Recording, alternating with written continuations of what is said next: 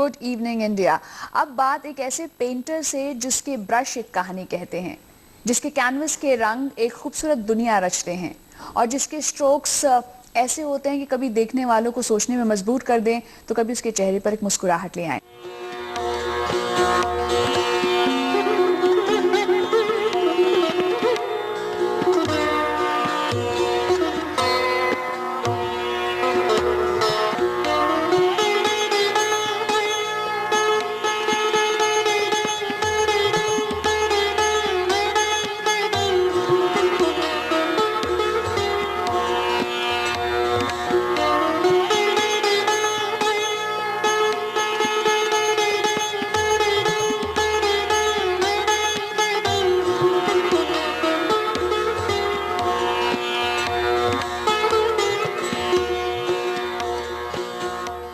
आप हैं विकास कालरा।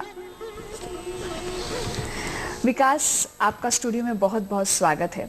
आप एक पेंटर हैं और आप एक सेल्फ टॉट पेंटर हैं। हाँ, तो एक सेल्फ टॉट पेंटर क्या होता है? कौन सी उम्र के थे जब आपने पहली बार ब्रश उठाया? जैसे मैं अब 40 का हूँ तो 30 या फिर 28 10-12 साल हुए हैं। हाँ। ब्रश को पकड़े हुए, कलर के साथ खेलते हुए। जी, तो ऐसा क्या हुआ कि आपको लगा कि आपको पेंटिंग करनी है? देखो, जीवन ना बड़ा कहते हैं इसको, कुछ हर रंग होते हैं जीवन में। बिल्कुल।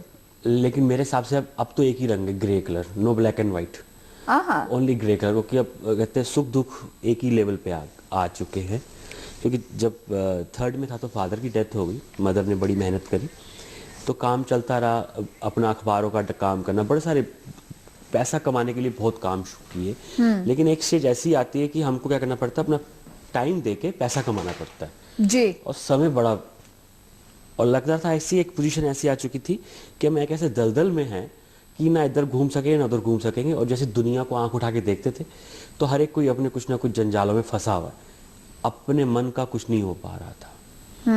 अपने मन का करने के लिए एक लैंग्वेज कुछ चाहिए थी। लिखना शुरू किया, वो थोड़ा मुश्किल काम था लिखना। जी, तो आप कविता लिखा करते थे? कविता लिखा करता था। हाँ हाँ। तो लेकिन कलर्स के साथ जब शुरू किया तो लगा कि इसमें कुछ मजा आ रहा है, वो बहता है, इसमें रोका नहीं जा सकता। जब कलर के साथ हम खेलते हैं, लाइनों के साथ जब हम खेलते हैं, ब्रश चलाते हैं, तो उसके साथ ऐसा लगता है कि ये चल रहा है, मतलब कोई रुक नहीं रहा है, कोई अटक नहीं रहा है कहीं, मतलब कि कोई मुश्किल नहीं आ रही है। तो वो कहानी शुरू हुई और होते होते आज यहाँ तक पहुंची है। तो यही चल रहा है। इसमें एक छोटी सी कहानी है, आप शेयर करता हूँ जी। एक बार एक आदमी मछुआरा था, तो वो नदी के पास थोड़ा जल्दी पहुंच गया, अंधेरा था। हाँ जी। मछली पकड़ने के लिए मछुआरा था, तो उसका पाँव ना एक ना बोरी पे पड़ा। हाँ। रात तो दिन नाव डाल नहीं सकता था पानी में, तो पाँव नदी पे पड़ा तो उसके पाँव में ना बड़े सारे, उसमें था पत्थर थे बोरी तो के अंदर। बोरी के अंदर उसने निकाला पत्थर और फेंकना शुरू किया पानी के अंदर, छपाक। हाँ। फिर एक फेंकता था, फिर आधा छपाक। हाँ। ऐसे करते करते फेंकता रहा। जी। आखिर में 1 बज गया, तभी एक सूरज की रोशनी जैसी पड़ी। हाँ। तो उसने देखा वो पत्थर नहीं थे, इतने बड़े बड़े हीरे थे, और उसने वो फेंक दिए। उसने वो फेंक दिए। वैसे ही हमारा जीवन है। मेरे को लग रहा था शायद मैं अपना जीवन फेंके जा रहा हूँ। तो मैंने कहा आखिर भी है, ऑल हम सबके पास एक्सपायरी डेट है, लेकिन पता नहीं कब है। सही बात तो है। मैंने कहा जीना तो है, कुछ अपना मन का करो। तो फिर वो ये कहानी ऐसी चली और यहाँ तक पहुंची। बहुत फिलोसॉफिकल हैं आप। हाँ। एक ऐसी सोच होती है जो सम वाली सोच होती है कि ना दुख में बहुत दुखी और ना सुख में बहुत सुखी। जब आपने पेंटिंग करनी शुरू की, हाँ जी। तो नॉर्मली जब लोग पेंट करते हैं तो वो नेचर से शुरुआत करते हैं। हाँ जी। आपने किस चीज से शुरुआत की? मैंने नेचर से शुरुआत करी, लेकिन जीवन बड़ा टाइट था। पेंटिंग करना और पूरा दिन, पूरा कहते कंप्लीट प्रोफेशन पेंटिंग को बनाना, ये एक आसान काम नहीं था। 2 बच्चे हैं, उनको पालना है, आज की एजुकेशन महंगी है, वाइफ है, परिवार है पूरा का पूरा, तो सब घर चलाना है, घर में मैं ही कमाने वाला हूँ। तो उसको वहाँ तक लेके आने के लिए बहुत सारी चीज़ें सोचनी पड़ी थी। पहले सीखना पड़ा। तो किससे सीखा आपने? सर ने स्वयं सीखा? तो आप किसकी पेंटिंग्स आप अपने देखा आप करते से थे? सीखा। बड़े बड़े जो मास्टर्स हैं, जो इंडिया के, जो वर्ल्ड के मास्टर्स हैं, उनसे सीखा। किनका इन्फ्लुएंस आप पर सबसे जैसे ज्यादा है? पिकासो साहब हो गए, जैक्सन पोलक हो गए, FN सूजा जी हो गए, हाँ। रामकिंकर बेज हमारे देश के जो बहुत बड़े स्कल्प्टर हैं वो हो गए। इनका काम देख देख के, क्योंकि मुलाकात तो हो नहीं पाई, क्योंकि सब जा चुके थे ऊपर भगवान के पास, तो इनकी किताबें देख के, इनका पढ़ के वो लिया, फिर अपनी जीवन की कहानियां उसमें डालना शुरू किया। धीरे धीरे वो हर एक को, जब जो भी कोई है, स्टूडेंट है, कोई भी कलाकार है, उसको चलने के लिए एक रास्ता तो चाहिए ना। तो इन बड़े बड़े कलाकारों ने मेरे को रास्ता दे दिया। फिर जब कलाकार, जब पहले दिन तो कोई भी अंधेरे में पाँव नहीं रख सकता, बच्चा भी चलता है तो माँ बाप देखते हैं, तो वो भी मेरे माँ बाप हैं जो बड़े बड़े आर्टिस्ट हैं, तो उनको उनके रास्ते पे चलने लगा। उनके रास्ते पे चलते चलते फिर अब तो रास्ता बन गया। हर पेंटर का एक सिग्नेचर स्ट्रोक होता है। हाँ जी। आपका सिग्नेचर स्ट्रोक क्या है? मेरा सिग्नेचर स्ट्रोक है बहना, रुकना नहीं। मतलब मेरी पेंटिंग में आपको एक फ्लो दिखेगा, मतलब भाग भाग मतलब बहना दिखेगा, कि मतलब रुकना नहीं है। जैसे भागवत गीता में बहुत बड़ी किताब है, मैंने कई बार पढ़ी है। भागवत गीता में श्री कृष्ण जी ने कहा है कि हर चीज को एक तरीके से नहीं सोचना चाहिए, हर चीज को 5 या 10 तरीके से सोचना चाहिए।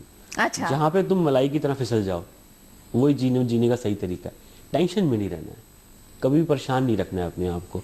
तो मतलब बहने को ही सोचा है, मतलब कि अपनी मेरी पेंटिंगों में एक फ्लो दिखता है, बहना दिखता है, कुछ लड़ाई है अपने आप के साथ, चलो निकाल दो, कुछ प्यार है, हो रहा है, बच्चे अच्छा काम कर रहे हैं, कर रो, बीवी ने प्यार कर दिया, अच्छा खाना खिला दिया, आज कड़ी चावल खिला दिया, कुछ खिला दिया तो हो गया, कोई दोस्त आके कर गया। क्योंकि एक आर्टिस्ट की जो जर्नी यहाँ तक चलती है, वो एक अकेले आर्टिस्ट की जर्नी नहीं होती है, उसके साथ बहुत सारे लोगों का जुड़ाव बहुत होता लोग है। जुड़े होते हैं। और जो सहजता आपकी बातचीत में नजर आ रही है, वो इनकी पेंटिंग्स में किस तरीके से झलकती है। आइए देखते हैं एक नजर इनकी पेंटिंग्स पर।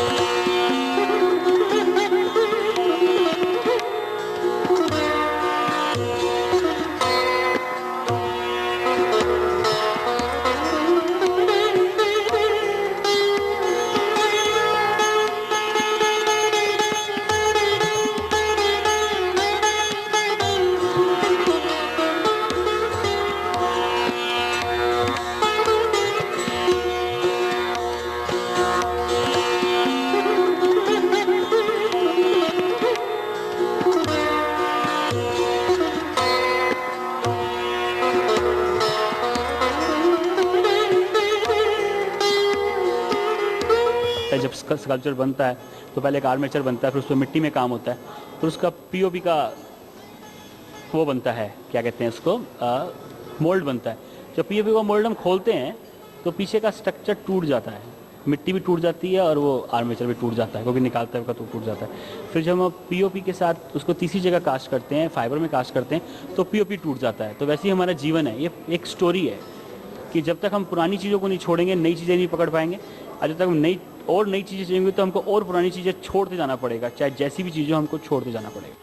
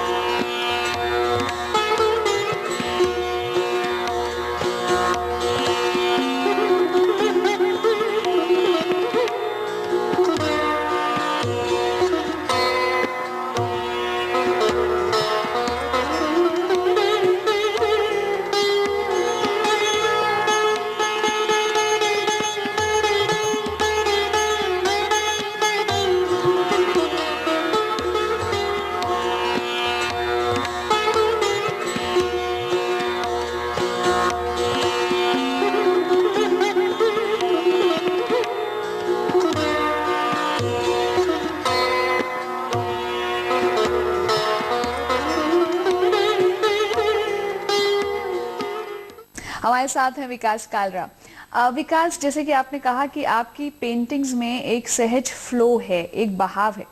अब पेंटिंग्स के साथ एक चीज होती है इंटरप्रिटेशन।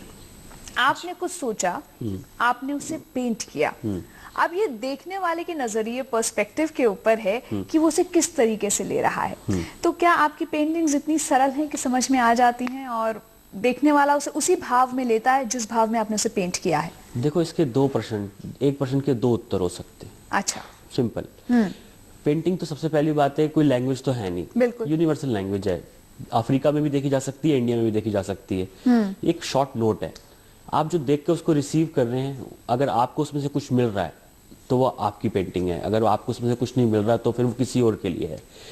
जो मैं बनाते वक्त पेंट करना चाहता हूँ, जो मैं देखता हूँ, समझना चाहता हूँ और मैं सोच रहा होता हूँ, वो मैं प्ले कर रहा होता हूँ काम उस पर, मेरी साधना, या मैं उस पर काम अपने ब्रश फेंक रहा होता हूँ, रंग फेंक रहा होता हूँ, तो वो उस वक्त तक की कहानी होती है। उसके बाद अगर कोई समझता है उसी कहानी को या नहीं समझता है, इसमें मेरा जाना कोई बनता नहीं है।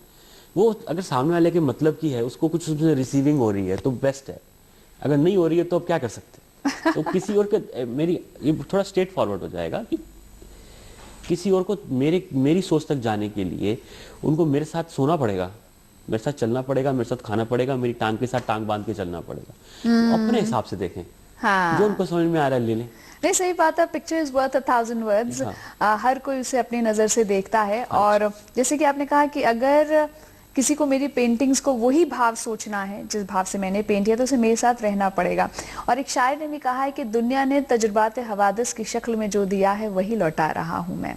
वाह। तो आपने जैसे कहा कि life is all grey for you, so आपका अपने अंदर का दर्द कितना निकल कर आता है?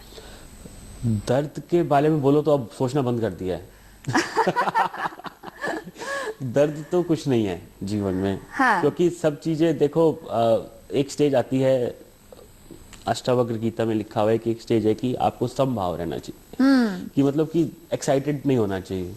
जब एक्साइटेड होना ही नहीं है तो दर्द कहाँ से होगा या सुख कहाँ से होगा? वो कभी आता है जाता है, आता है जाता है, वो आता जाता रहता है, उसमें कोई फर्क नहीं पड़ता। दर्द कुछ नहीं है जीवन में। पहला सोलो शो कब हुआ था आपका? 2006 में हुआ था मेरा, और हैबिटेट सेंटर में हुआ था। हाँ जी। और बढ़िया शो था। उस सीरीज पे मैंने, उस सीरीज का नाम था द आर्टिस्ट द मैन, उसमें मैंने 18 सोलो शो करे थे।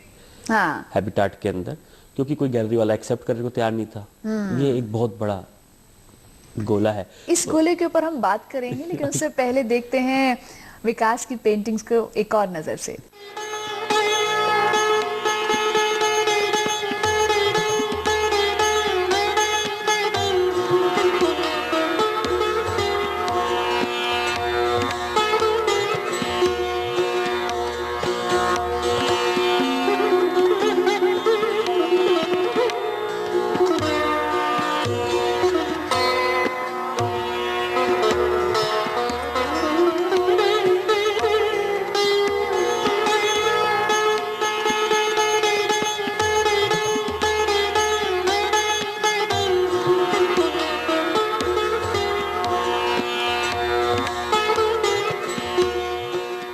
हमारे साथ हैं पेंटर विकास कालरा। विकास, जैसे कि आपने कहा कि आपने जब पहला शो 2006 में किया, हैबिटेट में किया, क्योंकि कोई और लेने को तैयार नहीं था। एक पेंटर के लिए, नए पेंटर के लिए आज के दौर में जो कि इतना कम्पिटिटिव है, तो जो गैलरीज हैं उनके साथ सांठ-गांठ, वहां पर बातचीत होना, वहां पर अपने आप को प्रदर्शित कर पाना, क्या बहुत मुश्किल है? ऐसा कुछ नहीं है। हाँ। आपको अपने आप पे विश्वास होना चाहिए, अपने काम पे विश्वास होना चाहिए। हर आर्टिस्ट को पता होता है कि उसने कैसी रोटी पकाई है। सीधी सी खुली बात है। जैसे कोई, हर कुक को पता होता है कैसा खाना पकाया उसने, तो हर आर्टिस्ट को पता होता है वो किस लेवल का आर्टिस्ट है, वो किस लेवल का काम कर रहा है, तो उसको पता होता है। तो वो अपने काम को विश्वास करे। काम पे विश्वास होना जरूरी है, उसको अपनी सोच पे विश्वास होना जरूरी है, वो कितना स्ट्रांगली अपने आप को तो इंटरप्रेट पर करे। वहां पे घुस पाना एक नए आर्टिस्ट के लिए जिसके पास कोई बैक नहीं है या किसी बड़ा नाम का सहारा नहीं है, ऐसे इंडिविजुअली जाकर अपने काम को प्रेजेंट करना, क्या हमारे काफी सारे दर्शक देख रहे हैं, वो हमारे जो शो में मेहमान आते हैं उनसे कहीं ना कहीं इंस्पिरेशन भी लेते हैं, तो इज इट रियली इजी और थोड़ा सा चैलेंज है? देखो, आपको संघर्ष तो करना ही पड़ेगा। आसान, एक पहली सीढ़ी पहले दिन में ही आप 4th फ्लोर पर चढ़ सकते, पहली दूसरी तीसरी सीढ़ी चढ़ के चढ़ोगे। आपको हर स्टेज पे हर लेवल का संघर्ष करना पड़ेगा। उसको आप इस तरह से संघर्ष लेके मत चलो, उसको आप इसका पार्ट ऑफ अपने काम का पार्ट लेके चलो। जी। हर एक कोई करता है, उसको उसके साथ लेके चलना तो चाहिए। स्ट्रगल के लिए अगर रोजी रोटी चलती रहे तो थोड़ा सा स्ट्रगल आसान हो जाता है। देखो, अब वर्ल्ड बहुत बढ़िया और हिंदुस्तान से अच्छा देश कुछ नहीं है। अच्छा। यहाँ पे सब लोग दोनों हाथ खोल के लोगों को प्यार करते हैं, कलाकारों को तो इतना प्यार करते हैं। मेरे को, आपको मैं क्या बताऊं कि इतना प्यार करते हैं कला को हमारे हिंदुस्तान में या पूरे वर्ल्ड में कि हाथों में उठाते हैं। तो पेंटिंग्स बिकती हैं, बिकती इनकी कमर्शियल वायबिलिटी, वो वैल्यू सर्वाइवल रहती है, चलता है, सर्वाइवल हो बच्चे जाता अच्छा है। खाते हैं, हाँ। अच्छे स्कूलों में पढ़ते हैं, हम अच्छा पहनते हैं, अच्छा खाते हैं, पेंटिंग से अच्छा सर्वाइवल चलता है। हाँ, हाँ। ऐसा कुछ नहीं है। आप जो चेहरे बनाते हैं, जो हेड्स बनाते हैं, वो आप काफी ज्यादा लोग पसंद करते हैं। हाँ जी। तो क्या दिखाना चाहते हैं आप उन चेहरों में? देखो, जब पहले मैं चेहरे बनाता था, हाँ। तो पहले जो चेहरे बनते थे उसमें एक बड़ा कहानी होती थी कि लोग कहते कुछ थे, होता कुछ था और निकल कुछ जाता था। जो सेकंड फेस ऑफ सबके दिमाग का पीछे जो चलता रहता हाँ, है, जो नकाब है जो सोच कुछ और चल रही होती है, कह कुछ और होते हैं और हो कुछ और रहा होता है। ट्रू तो ट्रू। वो जैसे चाय ला ना ना आती नहीं है चाय तो वैसे ही बहुत कुछ होता था। तो वो सब जाके, अब हम किसी से लड़ नहीं सकते हैं जीवन में। जी। जीवन में लड़ाई सिर्फ आपको करनी चाहिए अपने आप के साथ, हाँ। और किसी के साथ नहीं करनी चाहिए, क्योंकि और कोई आपको अलाउड नहीं करता ना लड़ने के लिए, ना कुछ, ना लड़ना चाहिए। तो हमारे पास एक माध्यम था, तो हमने उससे बड़े बड़े हेड्स बनाना शुरू किया। बड़े बड़े हेड्स 8-8 फुट 9-9 फुट, छोटे छोटे भी बनाए, बड़े बड़े बनाए, कोलाज बनाए, बड़े बड़े 300-300 पेंटिंगों के इकट्ठे हेड्स बनाए। तो वो सारा उसमें निकल गया। एक दिन तो निकलना बंद हो गया, सबसे लड़ाई खत्म हो गई। अब जो कुछ कहता था वो सारा, जब आप एक बार जब आपने कुछ गलत खा रखा और आप उल्टी कर दो, तो फिर कुछ नहीं बचता अंदर, फिर शांति से नींद आती है। अब कुछ है ही नहीं, अब कोई कुछ कहता भी है, होता भी है, नहीं भी होता तो उससे कोई फर्क नहीं पड़ता। अब सिंपलिसिटी और लोगों की शांति आती है, लोगों का प्रेम आता है चेहरों में। जी। लोगों का जो हमारे लिए प्रेम है, और जो पीछे छुपा उनका, हमको कभी कभार हम सोचते हैं कि वो हमको डांट रहा है या हमको उन्होंने एक्सेप्ट नहीं किया, लेकिन वो भी हमारी एक जर्नी के अंदर एक रास्ता होता है चलने के लिए। ट्रू। तो अगर उन्होंने, किसी ने हमको निकाल के बाहर फेंका है, तो उसने हमको इसलिए फेंका है कि तू उस लायक बन क्या कि हम तेरे को उठाएं। अभी कोई रास्ता रोके तो जो जुर्रत है, जो हौसले हैं, वो कहीं ना कहीं और ज्यादा बढ़ जाते हैं। Failure is always accepted true. As a challenge. आपको एक तस्वीर बनाने में, चाहे आप जैसे चेहरा बता रहे हैं, अब 8-8 9-9 फुट का आप चेहरा बता रहे हैं, कितना वक्त लगता है अब ये बनाने तो आप ट्रेड सीक्रेट पूछ रहे हैं जो लोग इतने सारे पैसे देते हैं फिर देना बंद कर देंगे ज्यादा पैसे।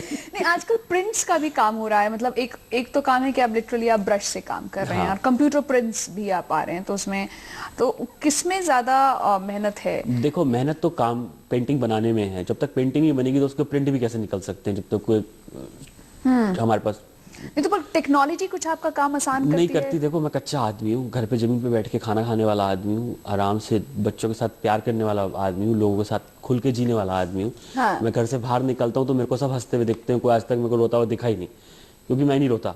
तो मैं जो पेंटिंग करने में जो मजा आता है, बड़े बड़े कलर डालने में कैनवस के ऊपर जो मजा आता है, जो कैनवस के साथ खेलने में, जैसे हम फुटबॉल खेलते थे, कीचड़ में खेलने का फुटबॉल ज्यादा मजा आता था, तो हाँ। कलर के साथ खेलने में ज्यादा मजा आता है। आज भी मेरे हाथों में रंग लगा हुआ है, रात को मैं पेंट कर रहा था, क्योंकि कुछ ऐसा हो गया था कि मैंने चलो कुछ पेंट करते जाके, रात को जाके स्टूडियो में जाके पेंट करके आया, तो बनाने में ज्यादा आनंद आता है। तब जब तक हम बनाएंगे नहीं तो रिलीज कैसे होंगे? सही बात है। ग्राफिटी जो एक परंपरा है, एक ट्रेडिशन है ग्राफिटी आर्ट, और आप उसे किस तरीके से देखते हैं? अच्छा है, वो आर्ट का बड़ा खूबसूरत फॉर्म है। हाँ, अब दिल्ली में कहीं कहीं ऐसी जगहें हैं जिनकी दीवारों को पेंट किया गया है। हाँ, हाँ। सो कभी आपको अगर ऐसा मौका मिले, क्योंकि आप चेहरे तो बनाते ही हैं, हाँ, हाँ। तो कोई ऐसा म्यूरल बनाने को मिले, भित्ति चित्र बनाने को मिले, जहां आपको बड़े बड़े, तो मतलब वो हाँ, जो बना देंगे be कोई interested। खूबसूरत अपने जो उस वक्त जो दिमाग में चल रहा होगा, या दिमाग तो नहीं, आर्ट करते हुए दिमाग काम करता नहीं, मन और दिल काम करता है, उसको जो दिल कह रहा होगा, जैसी ठंडी हवा लग रही होगी वैसे ही बना देंगे वहाँ पे। जैसा संगीत गाने का दिल करेगा वैसा गा देंगे वहाँ पे। हाँ, तो एक सेंसिटिविटी चाहिए होती है एक आर्टिस्ट के लिए। बिल्कुल। कि मतलब कौन सी चीज है जो आपके दिल को सबसे ज्यादा छूती है? मेरे को सबसे ज्यादा छूती है लोग जो मेरे साथ जुड़े हुए हैं, जी। और जो नहीं जुड़े हुए हैं। जैसे मैं कभी आज देखो, बच्चे मेरे हैं 2 छोटे, एक 10 और 13 साल का, बड़ा अच्छा संगीत बजाते हैं, सरोद और रबाब बजाते हैं। तो वो मेरे को, उनसे जुड़ा हुआ हूँ, अपनी माँ से जुड़ा हुआ हूँ, क्योंकि उसको इतना स्ट्रगल किया बाप के जाने के बाद, फादर के जाने के बाद, तो उनसे जुड़ा हुआ हूँ, भाइयों से जुड़ा हुआ हूँ। और जो दोस्त हैं जो पकड़ के चले हैं आज तक यहाँ तक, ऐसा तो है नहीं कि अकेले यहाँ तक आ गए होंगे, बड़े सारे दोस्त हैं, वाइफ है, बड़ा प्यार किया है मेरे दोस्त, बड़े सारे जिन्होंने लड़ाई भी करी है, जिन्होंने कुछ भी किया है, कुछ कहा है या नहीं भी कहा है, वो सब जुड़े हुए हैं। जी। तो लोगों के दुख में दुखी होना और लोगों के सुख में खुश हो जाना, ये मतलब रो पड़ना कभी कुछ अच्छी चीज आ जाए। हाँ। तो अगर आर्टिस्ट अगर अपने आप को व्यक्त कर सकता है अगर इन सब भावों में, तो वो आर्टिस्ट, उसको बनाने की जरूरत नहीं है, आर्टिस्ट वो बना ही हुआ है, उसमें कुछ है ही नहीं, रह ही नहीं गया है। जो दिल्ली की ऑडियंस हैं, जो आर्ट कनासुअर्स हैं, हाँ। अब स्पेशली अगर आप एक एग्जीबिशन की बात करते हैं तो वहाँ पे सो कॉल्ड एलीट ऑडियंस आती है देखने के लिए, जो मतलब बाकायदा ड्रिंक्स होंगे और एक अलग सा एक माहौल, एक दूसरी दुनिया होती है। हाँ। आपको क्या लगता है कि आर्ट को मासेस तक भी पहुँचाया जा सकता है या it is only secured for elite? नहीं नहीं, ऐसा कुछ नहीं, सबके पास जा रही है। आज की तारीख में लोग, बच्चों की, लड़कों की तनख्वाह इतने बढ़िया, इतना अच्छा टैलेंट है दुनिया में, हर एक की तनख्वाह इतनी महंगी है, तो हर एक कोई आर्ट अफोर्ड करता है। ऐसा कुछ नहीं, लोग आर्ट खरीद रहे हैं। मैं शोज में देखता हूँ अपने अच्छे कॉर्पोरेट के जो अच्छे, जो ऊपर एलीट कह रहे हो, नीचे के जो मिडिल क्लास भी बहुत आर्ट खरीद रहे हैं। आजकल लोग कल्चर में जा रहे हैं। पहले बॉम्बे में तो बहुत हैवी कल्चर है इस चीज का, दिल्ली में कैसा है? दिल्ली में अब शुरू हो चुका है। आपको लगता दिल्ली में है कि पॉजिटिव है। आर्ट को, पेंटिंग को पसंद करने वाले बहुत- लोग बहुत हैं, पसंद ऐसे करते क्यूरेटर्स और ऐसी गैलरीज भी हैं जहाँ पर पेंटर्स को जगह दी जाती है? बहुत है, बहुत, मतलब हर गैलरी अच्छे आर्ट की वेट करती है। ऐसा नहीं है कि कोई आपको किसी गैलरी में पहुंचने के लिए मुश्किल है। हर गैलरी को एक अच्छा आर्ट चाहिए। उनको भी तो, वो भी ऐसा नहीं कि वो हमसे बड़े आर्टिस्ट हैं जो गैलरी ऑनर है, क्योंकि वो क्रिएट करते हैं, एक एटमॉस्फेयर क्रिएट करते हैं, आर्ट पेंटिंग जी। पसंद करते हैं। कई बार आर्टिस्ट को सपोर्ट करते हैं, आर्टिस्ट के पास पैसे नहीं होते उसको पैसे भी देते हैं पेंट करने के लिए। मैंने बहुत देखा है जो जी इतने बड़े बड़े मास्टर्स बने, जैसे बड़ी बड़ी आर्ट गैलरीज हुई है, धूमिमल हो गया, ये तो इन आर्टिस्टों को पैसे देते थे काम करने के लिए। क्यों देते थे? क्योंकि उनको आर्ट से, वो भी तो आर्ट से प्यार करते थे, उनका बिजनेस नहीं था। जी। आज भी बहुत सारी आर्ट गैलरीज हैं जिनका बिजनेस नहीं है, जो आर्ट से प्यार करती हैं और आर्ट को, हम जैसे आर्टिस्टों को बहुत सपोर्ट करती हैं।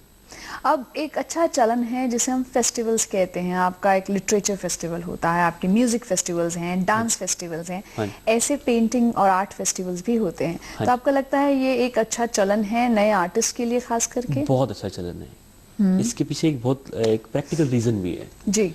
आज की तारीख में लोगों के पास समय कम है। जैसे हम कोई एक सोलो शो करते हैं, हैबिटाट जाके सोलो, कई सोलो करते हैं, शो करती है, हम बड़ी मेहनत करके शो करते हैं, पैसा भी उसमें बहुत खर्च होता है, बहुत इन्वॉल्वमेंट होती है, लेकिन लोग नहीं आ पाते जिनको दिखाना है काम। लेकिन जब से आर्ट फेयर्स होते हैं, जैसे अभी बॉम्बे का आर्ट फेयर था, इंडियन आर्ट फेस्टिवल, उसमें मेरा शो था, तो 40,000 लोग आए, तो 40,000 लोगों ने काम देखा, कुछ लोग मिले, कुछ इंटरेक्शन हुआ, बात हुई। अभी दिल्ली का आर्ट फेयर है, दिल्ली के आर्ट फेयर में, दिल्ली का इतना बड़ा आर्ट फेयर होता है, आर्ट समिट है, उसमें 1,20,000 लोग एक्सेप्टेड है इस बार आना। वहाँ पे भी मेरा सोलो है। एक यूके की गैलरी कर रही है 1821, तो वहाँ पे 1,20,000 लोग देखेंगे काम। हाँ जी। 1 लाख, वहाँ पे 1,20,000 लोग काम देखेंगे। तो मतलब इन फेयर्स का बेनिफिट होता है, इन फेयर से बड़ा मतलब कि आर्टिस्ट को एक्सप्लोजर मिलता है।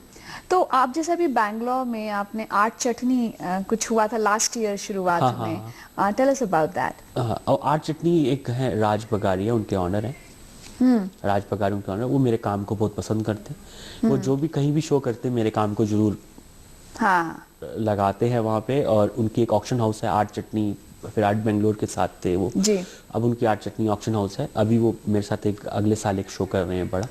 वो मेरे काम को पसंद करते हैं, मतलब ऐसे जी। बड़े सारे लोग हैं जो पसंद करते हैं। एक आर्ट्स जी। एंड एस्थेटिक हैं आंचल शिंदे, जिन्होंने अभी मेरा शो किया द अल्केमिस्ट के नाम से। हाँ जी जी जी। उन्होंने कहा तू तो जादूगर है, तो मैंने कहा ठीक है फिर जादूगर रख दो नाम। तो जादूगर नहीं रख सकते, अल्केमिस्ट रख देते हैं। नहीं, आप न केवल आप पेंटिंग्स के जादूगर हैं, आप बातों के, शब्दों के भी जादूगर महसूस होते हैं। और धन्यवाद। ये जो समभाव या जो सहज भाव आपने अपनी निजी जिंदगी में अपनाया हुआ है, वो डेफिनेटली आपकी पेंटिंग्स में भी रिफ्लेक्ट करता है। सेंसिटिविटी या अंदर की संवेदनशीलता ही किसी आर्टिस्ट को पुश करती है कि वो कैनवस पर तस्वीरें खींचे या कलम से कुछ कागज पर उकेरे। विकास कालरा जहाँ एक बहुत ही खूबसूरत पेंटर हैं और चेहरों को अभिव्यक्त करते हैं, कहीं ना कहीं वो दिल की बात शायद कलम से भी कहते हैं। हाँ, कुछ कविताएं लिखता हूँ जो हाँ। अभी एक कविता मेरे बहुत क्लोज है जी। आजकल, इसी तरीके से अपना जीवन जीना चाहता हूँ। हाँ, तो आप वो हमारे दर्शकों के लिए पढ़ना चाहेंगे? हाँ बिल्कुल जी। पढ़ना चाहूंगा। इसका टाइटल है जीवन एक सोच मत। जीवन एक सोच मत, सोच मत। हाँ। पुराना छोड़ नया पकड़, मत अड़, डगर बहुत लंबी जीवन की, जीवन एक साथी अनेक, जहां जीवन उसे पकड़ फिर छोड़ मत। जीवन एक जीवन चल मीठे पानी की तरह, एक जीवन चल ठंडी हवा की तरह, एक जीवन चल मधुर संगीत की तरह, चल रुक मत, जीवन एक सोच मत, जीवन एक सोच मत। क्या बात है। विकास, जैसे कि आपके जो कैनवस हैं वो एक गति दिखाते हैं, प्रवाह दिखाते हैं, वैसे ही आपकी कविता में भी गति की बात है। और हमारी दुआ है कि आप इसी तरीके से गतिमान रहें, चलते रहें और लोगों को कुछ नया अपने कैनवस पर दिखाते रहें। जी। बहुत मजा आया आपसे बात धन्यवाद। करके। शुक्रिया। चलना हमारा भी काम है और वक्त भी चलते चलते आकर उस मकाम पर आ जाता है जहां हमसे कहता है कि हमें एक पड़ाव लेना पड़ेगा। उम्मीद करते हैं कि आज का ये प्रोग्राम आपको बहुत पसंद आया होगा। अगली मुलाकात आपसे जल्द होगी। अपना बहुत सारा ख्याल रखिए। नमस्कार।